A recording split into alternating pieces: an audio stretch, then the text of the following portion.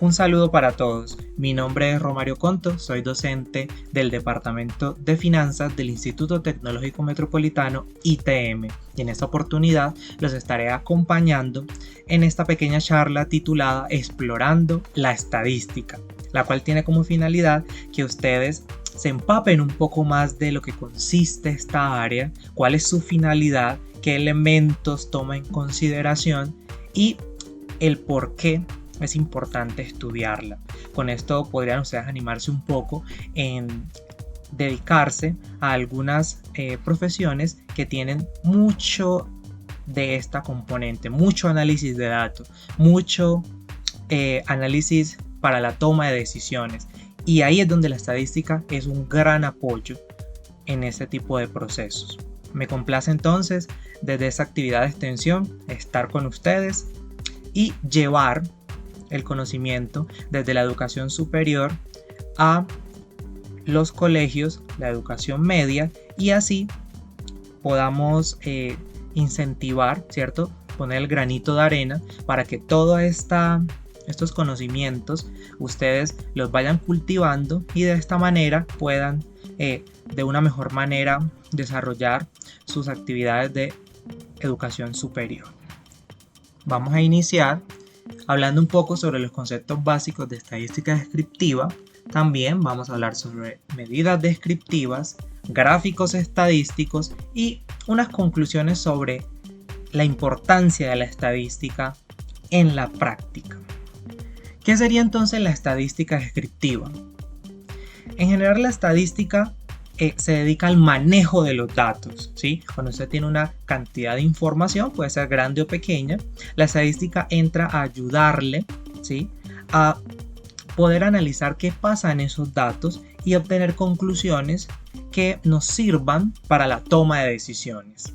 En específico, la estadística descriptiva es, digamos, una rama de la estadística que se encarga de recolectar, organizar, procesar y presentar los datos de la manera más ordenada posible. ¿Esto con qué fin? Con que estos resultados nos soporten, nos ayuden a tomar decisiones adecuadas en temas de interés, ¿sí? Por ejemplo, cuando usted construye un gráfico, cuando hace una tabla resumen del comportamiento de los datos, cuando calcula una media o promedio, lo que está haciendo es estadística descriptiva. Cuando usted tiene, por ejemplo, en un colegio datos sobre la edad media de los estudiantes, la estatura promedio de los estudiantes, cuántas horas dedican los estudiantes en promedio por fuera de la hora de clase a estudiar sus asignaturas, todo eso es estadística descriptiva. Por ejemplo, cuando usted hace, digamos, un estudio donde dice, bueno, en el colegio se tiene 55% de hombres y 45% de mujeres. Eso es estadística descriptiva, describir el comportamiento de un conjunto de datos. Dentro de la estadística descriptiva y en general dentro de la estadística hay dos conceptos muy importantes que son población y muestra. La población es el conjunto total de los elementos que vamos a estudiar o que son de interés en el estudio. Por ejemplo, si yo quiero indagar a los estudiantes de una universidad sobre sus actividades extracurriculares, por ejemplo, si practican algún deporte, si se dedican a cualquier otra actividad, la población es el total de los estudiantes de esa universidad, pero puede que en algún contexto yo quiera estudiar solo o quiera analizar solo a los estudiantes de, por ejemplo, de la carrera de Derecho o de la carrera de Medicina. Entonces, si solo los quiero estudiar a ellos, esa sería la población objetivo. Ahora, ¿qué sería una muestra? La muestra es el subconjunto de esa población, o sea, un subgrupo que yo selecciono de la población porque no puedo estudiarla toda. Me es muy complejo porque puede ser muy grande, puede ser muy costoso estudiar a toda la población. Entonces yo tomo un subconjunto y a ese subconjunto es que le hago el estudio correspondiente. Por ejemplo, yo quisiera determinar el ingreso promedio de las familias en una ciudad. ¿Cuántas familias hay en una ciudad? Miles, ¿cierto? Podríamos encontrar dependiendo pues del tamaño de la ciudad, pero yo podría entonces extraer una muestra de cierta cantidad de familias, póngale cualquier cosa, 300 familias, a ellos indagarles su ingreso promedio y a partir de esa información muestral, ¿sí?, tratar de inferir, es decir, generalizar los resultados a la población objetivo. Eso se hace mediante unas llamadas técnicas de inferencia estadística. Pero por lo pronto es importante saber que la muestra en general es cualquier subconjunto, pero nosotros quisiéramos que esa muestra fuera lo más parecida al comportamiento de la población. Aquí vienen entonces dos conceptos: variable y dato. ¿Qué es una variable? Es esa característica de interés en un estudio. Por ejemplo, yo quiero estudiar la estatura de un conjunto de personas. Quiero estudiar cuál es el color de sus ojos, ¿sí? Cuál es la temperatura en diferentes ciudades. Eso es una variable. Esa característica que yo quiero estudiar. Ahí coloco algunos ejemplos como edad, estatura, número de hermanos, la calificación o nota en un examen, el color de los ojos, la nacionalidad, etcétera, etcétera, etcétera. En diversos contextos van a haber diversas variables. Ahora bien, ¿qué sería un dato? Un dato es el valor particular que toma la variable sobre un individuo. Suponga que yo tengo un grupo de estudiantes y yo quiero analizar, ¿sí?, sobre ellos cuál es el estrato socioeconómico en el que viven. Entonces, si yo le pregunto al estudiante 1 y él me dice mi estrato es estrato 3, eso es un dato. Anoto 3. Luego me voy para el segundo estudiante y me dice que su estrato es 2, entonces ese es el segundo dato, ¿sí? Para obtener los datos se debe hacer un proceso, ¿sí?, de medición, que también puede ser de observación. Entonces usted puede, por ejemplo, observar la característica, como por ejemplo el género de la persona, eso se observa, y otras tendría que indagarlas, como preguntarle a la persona ¿cuántos hermanos tiene usted? Otras habrían que obtenerlas mediante algún proceso de medición. Por ejemplo, usted está produciendo, ¿sí?, en su empresa, digamos, ladrillos, ¿sí? Está produciendo ladrillos y para poder saber la longitud de ellos, pues entonces usted tendría que medirlos con una cinta métrica. O por ejemplo, conocer la temperatura corporal de una persona. Entonces tendría que usar el termómetro con la persona, ahí tendría que usar un instrumento de medición para conocer esa temperatura puntualmente. De diversas maneras se pueden obtener esos datos. Dichas variables pueden ser cualitativas o cuantitativas. Una variable es cualitativa cuando expresa una cualidad o categoría. Por ejemplo, el estado civil, ¿sí? Soltero, casado, viudo, divorciado, etc. son categorías de esa variable. Entonces, no toma un valor numérico, sino una categoría. Por ejemplo, su profesión. Abogado, médico, ingeniero, periodista, psicólogo, etc. Por ejemplo, su programa favorito también es una variable cualitativa, la marca del celular que usted usa, si tiene vehículo, la marca del vehículo, el barrio donde usted vive, etc. Y una variable cuantitativa es aquella que expresa cantidad, número. Entonces, por ejemplo, la edad que usted tiene. Tengo 16 años, tengo 25 años. El peso, peso 60 kilos, peso 85 kilos. Eso expresa una cantidad, un número, es una variable cuantitativa. Otros ejemplos, la temperatura corporal o la temperatura en una ciudad en un día determinado, la velocidad del tren, la velocidad de la moto, ¿sí? Son variables continuas. El precio del bus, ¿sí? Es una variable cuantitativa.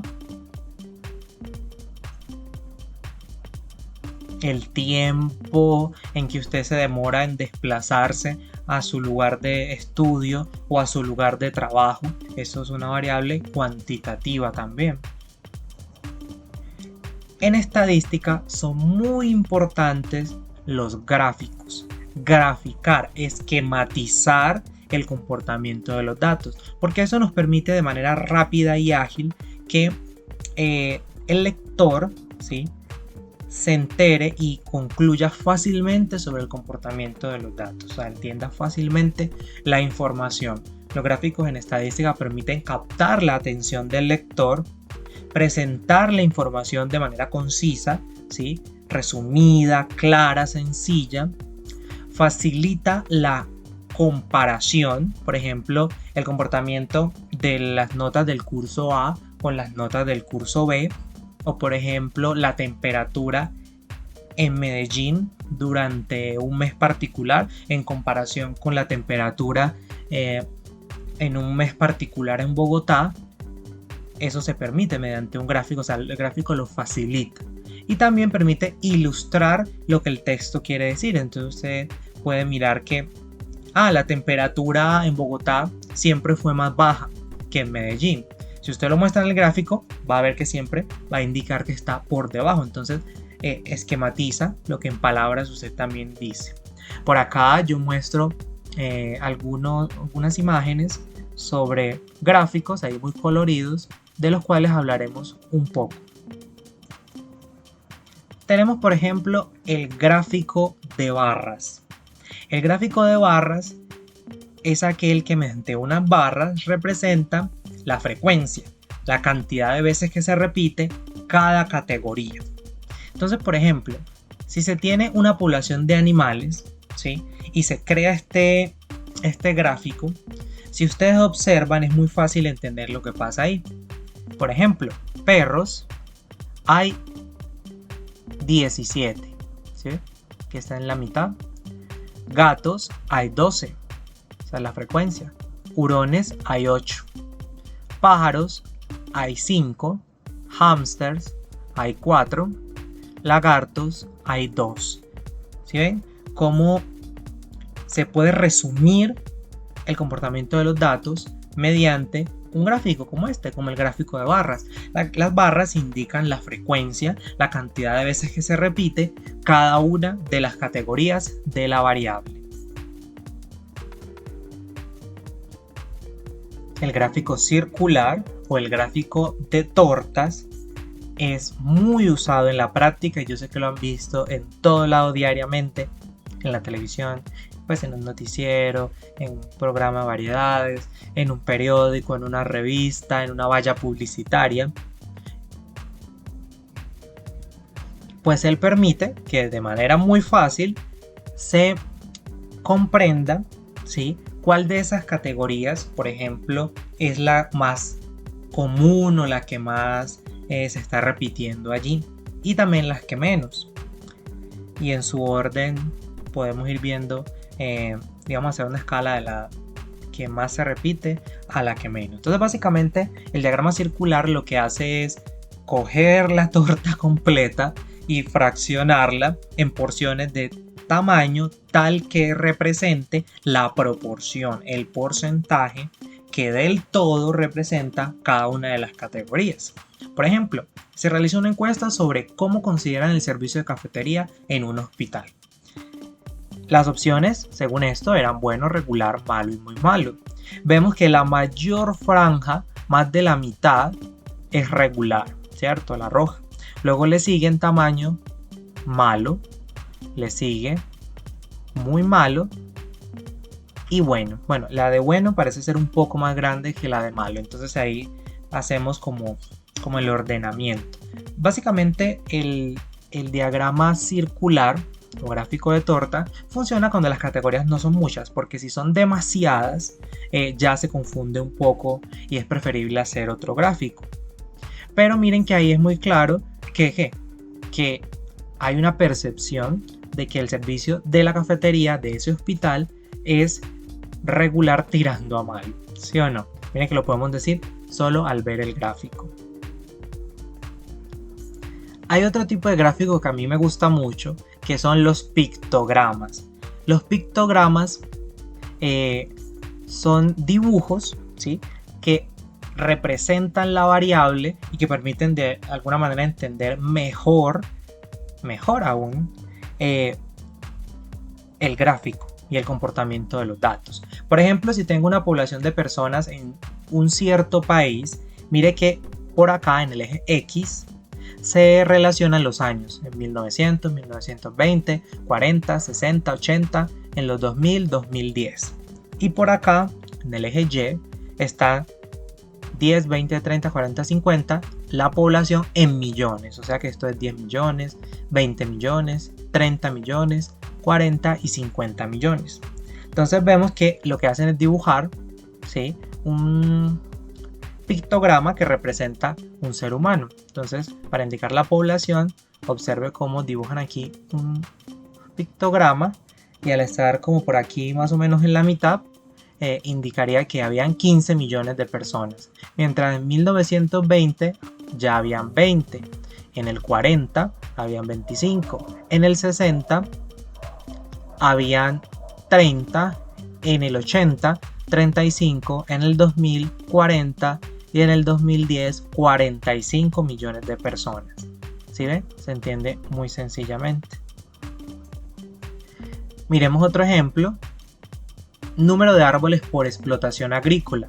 En este contexto se indica la cantidad de árboles en cada una de las explotaciones, fueron 6, se indican como un pictograma que representa un árbol. Entonces en la explotación 1 fueron 121 árboles, en la 264, en la 348, en la 485, en la 502 y en la 671. El gráfico, el pictograma resume de una manera sencilla, ¿sí?, el comportamiento de esos datos, es decir, cuántos árboles fueron considerados en esas explotaciones. Ahora tengo los libros leídos por mes. Entonces en enero se leyeron 3, en febrero 2, en marzo 4 y en abril 5 libros. ¿Sí notan? Mire que el pictograma de una vez me hace relación a libros, ¿cierto? Y además me agrega aquí la cantidad en número, aunque yo también podría contar cuántos libros hay. Entonces, con dibujos alusivos me permite un aún mejor entendimiento del comportamiento de los datos. Ahora vemos la producción de... Aquí tenemos la producción de peces por año.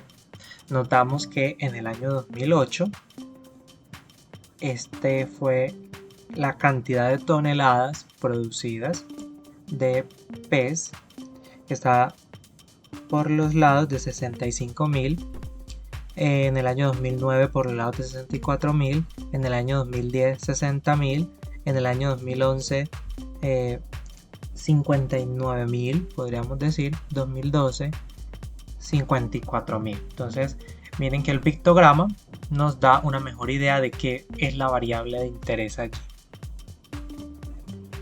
Continuemos entonces con la organización y resumen de datos cualitativos. Recordemos que uno puede hacer el resumen del conjunto de datos mediante una llamada tabla de frecuencias, la cual lo que hace es mostrar cada una de las categorías y decir o especificar cuál es la frecuencia de cada categoría, es decir, cuántas veces se repite en el conjunto de datos. Esa la llamamos la frecuencia absoluta. Le vamos a colocar el nombre de F sub i, su índice i. Adicionalmente también vamos a reportar la llamada frecuencia relativa. Esta frecuencia relativa es aquella que se calcula como la división, la llamaremos H sub I, la división entre la frecuencia absoluta y el número total de datos. Y si queremos presentarla en porcentaje, multiplicamos este resultado por el 100%, o sea, por 100, ¿cierto? Recordemos eso. Entonces, al hacer esa división, obtendríamos el porcentaje, ¿sí?, que representa cada categoría del total de los datos. Miremos un primer ejemplo. Una empresa de seguros de vida indagó a 127 de sus clientes sobre cuál es su estado civil, con el fin de determinar nuevas políticas de afiliación. Los resultados se muestran en la siguiente tabla de frecuencias y mediante gráficos. Entonces notamos en la tabla que las categorías son casado, divorciado, soltero, unión libre, viudo y al final la suma de todas las frecuencias. La frecuencia absoluta FI es la siguiente: 46 casados, 21 divorciados, 20 solteros, 31 en unión libre y 9 viudos, y en total los 127. Así se divide la población de acuerdo a esta variable que es el estado civil. Adicionalmente, si calculamos la frecuencia relativa como 46 dividido 127 para casados y lo multiplico por 100%, obtengo 36.2%. Para divorciado el 16.5%, para soltero 15.8%, unión libre 24.4% y viudo 7.1%. En total eso tiene que sumar el 100% porque son todas las categorías que hay. Miren que esta tabla me resume el conjunto de datos. Al igual que yo puedo hacer un gráfico como este. Es un gráfico de barras donde la barra de casados es la más grande porque es la que tiene mayor frecuencia. Le sigue la barra de unión libre, luego la de divorciado, soltero y finalmente lo que menos tenemos son viudos. Si miramos el gráfico circular, notamos que efectivamente la mayor proporción la tiene casados, eso es lo que más hay. Le sigue divorciado, soltero, unión libre. Realmente unión libre iría de segundo. Luego viene divorciado, soltero y finalmente la categoría con menos cantidad de personas y menor proporción en el gráfico de torta es viudos. Entonces miren que con esta información ya yo resumo el conjunto de datos. Con solo mirar los gráficos ya sé qué está pasando ahí y la tabla me resume también esa información. ¿Para qué entonces podría servir esta información? La empresa pudiera querer caracterizar a sus clientes y así, por ejemplo, querer atraer más de otras categorías donde no hay tantos como viudos o personas solteras, ya que lo que más tienen son casados. O tal vez quiere incentivar que más casados pertenezcan a su compañía, pues tal vez tiene mejor rendimiento, tiene mejores rendimientos, mejores ganancias con este tipo de población. Ya ellos mirarán finalmente qué decisión toman, pero los datos ya me han dado idea de qué está pasando. Miremos un ejemplo número 2. En la tabla y gráficos se describe el color del carro que prefieren los 25 clientes encuestados de un concesionario. Básicamente, suponga que usted es el gerente de un concesionario y usted quisiera saber, por ejemplo, el color preferido del carro que la persona va a comprar para así tener en su vitrina de ventas más carros del color preferido y menos del color que la gente casi no le tiene como ese gusto. Entonces, por ejemplo, de los 25, 2 dijeron que querían un carro amarillo, 2 azul, 3 blancos, 7 gris, 5 negro, 6 verde, para un total de 25 personas encuestadas. El 8% quiso amarillo, es decir, el 2 de 25 representa el 8%. 2 aquí otra vez de 25 representa nuevamente el 8%, 3 de 25 representa el 12%, 7 de 25 representa el 28%, 5 de 25 representa el 20% y 6 de 25 representa el 24%. La suma de esto da el 100%. Entonces el color preferido según esto, ¿sí? Si lo vemos acá, es el gris con 28%, seguido por el negro y el verde. Primero el verde y luego el negro. Listo. Si vemos el gráfico de barras, es aún más fácil saber cuál es el color preferido, porque de una vez vemos que la barra más alta es gris, le sigue verde, luego negro, blanco y amarillo y azul están empatados con dos respuestas que prefieren el amarillo y el azul. Entonces notemos que solo con ver el gráfico ya yo puedo sacar unas conclusiones importantes. Y con el gráfico circular lo mismo. Vemos que la mayor proporción es gris, luego verde, luego negro, le sigue el blanco y azul y amarillo empatados. Como ven, con solo ver el gráfico yo ya puedo decir el color preferido es el gris, entonces voy a tener en mi vitrina más carros grises, ¿sí? De segundo verdes, de terceros negros, y el amarillo no voy a tener tantos, ¿cierto? Poquitos. Esa podría ser una decisión que se puede tomar en ese contexto. Ahora miremos que se tienen alojamientos turísticos en el año 2009, dependiendo de la categoría del hotel. 1, 2, 3, 4, 5 estrellas. Entonces, aquí básicamente la variable de interés, ¿sí? Es la cantidad de viajeros, el número de viajeros hospedados, y acá nos aclaran que es en hoteles españoles de acuerdo a la categoría, la cantidad de estrellas. Entonces estamos viendo la cantidad de viajeros hospedados en cada una de las categorías y por acá el total de viajeros que hubo en el año 2009.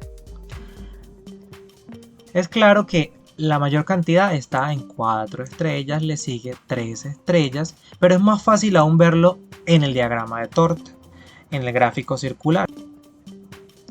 Porque estamos viendo que la mayor proporción, la mayor franja, se la lleva efectivamente 4 estrellas con el 46%, le sigue 3 estrellas con el 35%, 2 estrellas con 9%, 5 estrellas con el 6% y una sola estrella el 4%. Entonces ellos prefieren 4 estrellas y el segundo 3 estrellas, o sea, algo como intermedio, ¿no? No tan costoso, pero que da una comodidad. Ahora vamos a hablar sobre las medidas descriptivas que se pueden calcular para datos cuantitativos, o sea, datos numéricos. Están las medidas de tendencia central y las medidas de dispersión como los dos tipos de medidas que vamos a estudiar. Dentro de las medidas de tendencia central está la media, la mediana y la moda. Y dentro de las medidas de dispersión vamos a mirar la desviación y el coeficiente de variación. Iniciemos con la media. Todos conocemos la media. La media es el promedio del conjunto de datos. Es coger los valores, todos los datos, sumarlos y dividirlos sobre la cantidad que ellos son. La podemos denominar X barra, ¿sí?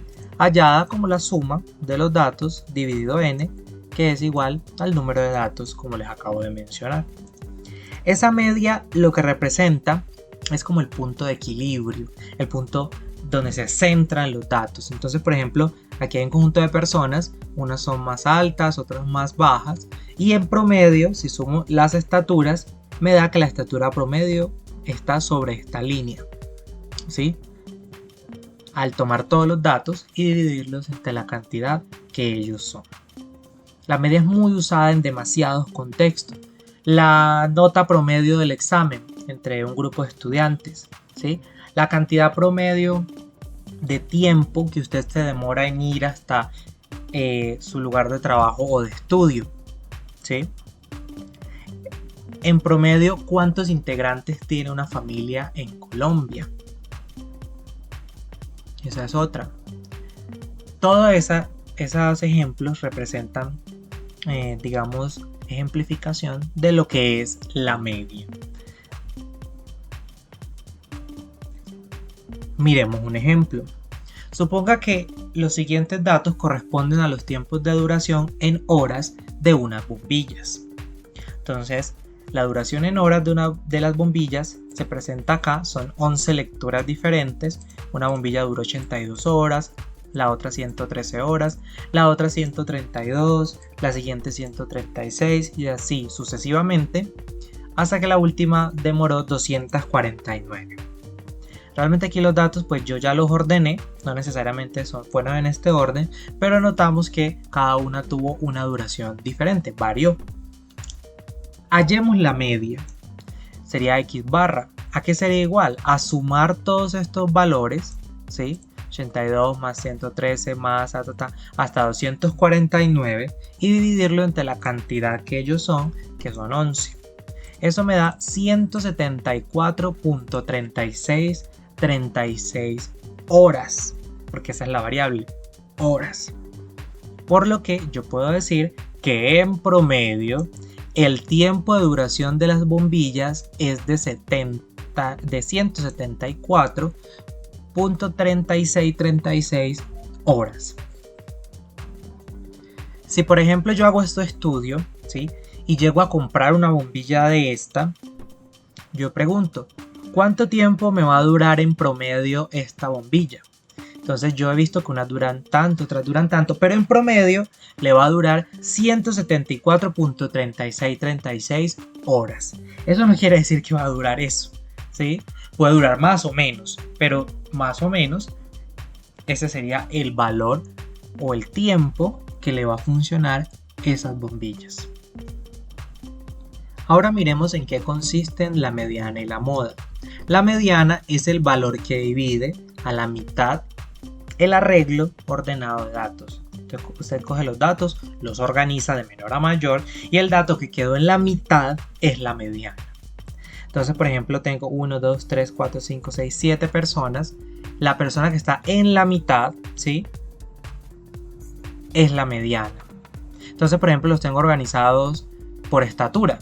Entonces, el que tiene la estatura de la mitad, que está en todo el centro, esa estatura es la mediana, no la persona, sino la estatura, el valor de la variable representa la mediana. Si por ejemplo no estuviera este último, digamos, estuviera hasta aquí, hasta el verde, hasta acá, uno diría, bueno, tengo 6, entonces la mediana ¿cuál es? La mediana estaría en medio de estos dos y lo que se haría en ese caso es coger la estatura de este más la estatura de este y dividirla entre 2 para que me dé el valor medio entre estas dos estaturas de estas dos personas, ¿sí? Cuando son cantidad de datos pares, toca hacer esa división. Cuando no, como aquí, que son 7, se toma el valor de la mitad. Ok. La moda. La moda es el dato que más se repite. Entonces, por ejemplo, estoy mirando las estaturas de estas personas y noto que esta estatura se está repitiendo 3 veces. Esta no se repite, esta tampoco, esta es como que tampoco. Solo esta estatura se repite. Entonces, esa es la moda. A veces categoría cuando la variable es cualitativa o el dato numérico cuando la variable es cuantitativa que más se repite. Por ejemplo, volviendo al tiempo de duración de las bombillas, la mediana, ¿cuál sería? Si yo las tengo aquí ordenadas, o más bien los tengo porque son datos, son 11, el dato de la mitad es este, 156. De ahí para abajo está el 50% de los datos y de ahí para arriba está el otro 50% de los datos. Por eso ese valor 156 es la mediana. Se puede interpretar como que el 50% de las bombillas tienen una duración de hasta 156 horas, ¿sí? Y el otro 50% tiene una duración de más de 156 horas. Entonces, como esta es la mediana, el 50% está por debajo de 156 horas y el otro 50% está por encima de 156 horas. Así funciona la mediana. Es una medida también de tendencia central que trata de buscar el centro de los datos, la mitad de los datos, que parte los datos en dos. De ahí para abajo, la mitad, y de ahí para arriba, la otra mitad. En este caso en particular, con esos 11 datos que tenemos, no hay moda. ¿Por qué? Porque ninguno se repite, ¿sí? Si ya se empezaran a repetir, podríamos encontrar una moda mirando cuál es el dato que más se repite. Puede suceder que haya más de un dato que se repita la misma cantidad de veces y esos sean los que más se repiten. Entonces, en ese caso, todos son moda. O sea, todos los que se repitan la misma cantidad de veces, si esa es la mayor cantidad que se repite, entonces son varias modas. Por ejemplo, que usted tenga que el 136 se repite 3 veces y el 204 también se repite 3 veces. Entonces ambas serían moda si ningún otro dato se repite más de 3 veces, porque siempre es partiendo de esa idea. El dato que más se repite es la moda, y si hay varios que se repiten la misma cantidad de veces, todos serían moda. Hay varias modas, y en este caso no hay moda. Hablemos ahora de las medidas de dispersión. La desviación estándar será la primera. Dicha desviación es una medida de dispersión, o sea, de variabilidad de los datos alrededor de la media. La desviación estándar es calculada como la raíz de una sumatoria de cosas sobre n-1. Entonces, en este caso tocaría colocar cada dato aquí, restarle la media, elevarlo al cuadrado, sumar y luego dividir entre n-1, donde n es el número de datos. Entonces mira en promedio cuántas unidades se desvían los datos de la media. En este ejemplo tenemos lo siguiente. Retomando los valores de duración de las bombillas, la desviación estándar es calculada como la raíz de esta expresión, que sería coger cada uno de los valores, 82, se le resta la media, 174.3636, que recuerden la hallamos hace un rato, y ese resultado se le va al cuadrado, más 113 menos la media al cuadrado, y así sucesivamente a cada valor se le va haciendo lo mismo y se le divide entre 11 menos 1, que sería n-1, la cantidad de datos. Este resultado, al sacarle raíz, da 57.275. En promedio, la duración de las bombillas se desvía de su media en 57.275. La desviación estándar básicamente lo que indica es qué tan parecidos o qué tan diferentes son los datos.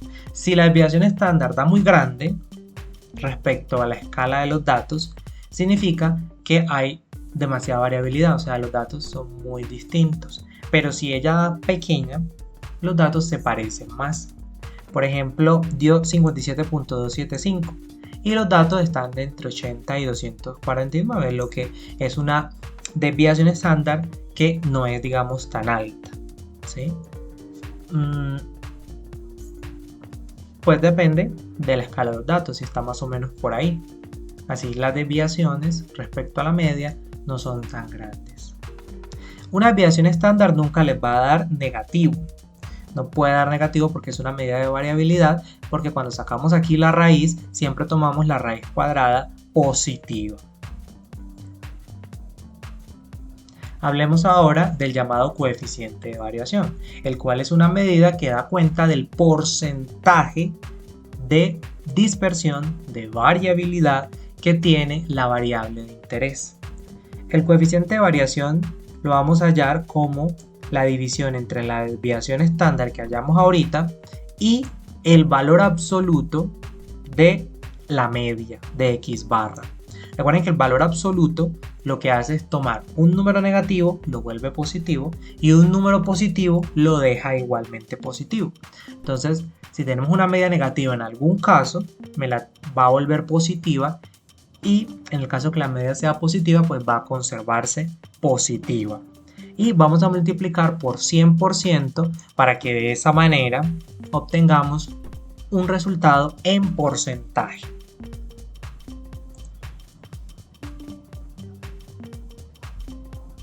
Retomando el ejemplo de los tiempos de duración de las bombillas, el coeficiente de variación será el siguiente. La desviación dio 57.275, la media X barra dio 174.3636, lo que si me lo meto en valor absoluto pues queda igual. Al hacer esta división y multiplicar por 100% me da 32.85%, lo que indica que el tiempo de duración de las bombillas presenta una dispersión del 32.85% respecto a su media, ¿sí? Es el porcentaje, es similar a la desviación estándar, pero esta se indica en porcentaje. Entonces ahí tenemos como una noción más, no sé, como una sensación respecto a ese resultado, porque como es un porcentaje, si usted le hablan del 1%, usted sabe que eso es bajito, el 32% ya es un poco más alto, y si ya le hablan de dispersiones de 60, 80, 90%, ya usted dice hay bastante dispersión. Eso no tiene como una categorización de decir si es 30 es baja, si es 60 es alta, no, sino que uno puede decir que claro, si 1% sería como lo mínimo, de ahí hacia arriba, pues entre más arriba se esté, hay mayor dispersión. A uno las medidas de dispersión no le pueden dar 0, porque solo daría 0 si no hay variación, o sea, si todos los datos son exactamente iguales. Si los datos empiezan a cambiar, un solo dato es diferente, la variabilidad le tiene que dar distinta de 0, o sea, el coeficiente de variación y también la desviación estándar le tienen que dar diferente de 0. Miren que no es lo mismo si por ejemplo se hace un examen y cuando se califica numéricamente de 0 a 5, no es lo mismo que los estudiantes hayan sacado notas entre 3 y 4 a que hayan sacado notas entre 1 y 5. Ahí hay mayor variabilidad, ¿sí? Los datos se mueven entre 1 y 5, mientras que en otro grupo se mueven entre 3 y 4. Todos sacaron entre esas dos notas, entonces ahí hay menor variabilidad que en el caso que estuviera entre 1 y 5 la nota de los estudiantes. Ok, espero que lo que les he comentado haya sido lo más claro posible y esto nos permite llegar a ciertas conclusiones. Vimos por allá qué decisiones tomamos respecto a la compra de la bombilla, por ejemplo, a el estado civil de los que pertenecían a la empresa de seguros y de los clientes del concesionario. Básicamente notamos que la estadística tiene aplicación en muchísimas áreas, eso lo notamos, y en diferentes profesiones, pasando desde el área social como, no sé, el trabajo social, la psicología, la sociología, etcétera, pasando por áreas como la medicina. Es demasiado importante la estadística para describir el comportamiento de enfermedades, de tratamientos médicos. Por ejemplo, la estadística, ¿sí?, es la que sistematiza y organiza los resultados de actividades de investigación como si funciona o no una vacuna. Por ejemplo, la vacuna contra la COVID-19, ¿sí? La estadística me lleva a llegar a unas conclusiones a partir del manejo de esos datos resultantes. También en áreas como la ingeniería es demasiado importante en ese análisis de datos para la toma de decisiones. Por ejemplo, en finanzas, usted a partir del comportamiento de las variables financieras, usted toma decisiones, y en muchísimas otras áreas la estadística tiene esa aplicación, por lo que el análisis de datos es de vital importancia en la toma de decisiones. Básicamente hay que tener un correcto uso, ¿sí?, de estas herramientas. Si por ejemplo usted tiene los datos, ¿sí?, pero los interpreta mal, ahí va a tener un problema con la decisión que va a tomar. Pero si usted aprende a interpretar el conjunto de datos de manera adecuada, pues va a poder comprender, digámoslo así, mejor el mundo que lo rodea. ¿Qué está pasando allá? Suponga que usted quiere conocer la percepción, como vimos en un ejemplo, de las personas sobre el servicio de cafetería de un hospital. Usted tiene una creencia, pero mediante la búsqueda de esos datos y el análisis de ellos mismos, podemos sacar conclusiones, ¿sí?, que nos permitan entender qué está pasando y poder implementar mejoras o tomar decisiones que vayan a generar un mayor bienestar, ¿sí?, dentro de cualquier situación en la que nos estemos desenvolviendo. Aquí están algunas referencias que utilicé para elaborar esta presentación y comentarles sobre este mundo de la estadística, en particular estadística descriptiva. Finalmente, les agradezco mucho este tiempo que me dedicaron para escucharme y espero haber aportado ese granito de arena para que ustedes se antojen de estudiar más esta temática, tanto en su proceso de educación media como en su proceso de educación superior, ya sea estudiando puramente estadística o algún área que, digamos, eche mano de la estadística. Muchas gracias por su atención. Nos vemos en una próxima oportunidad.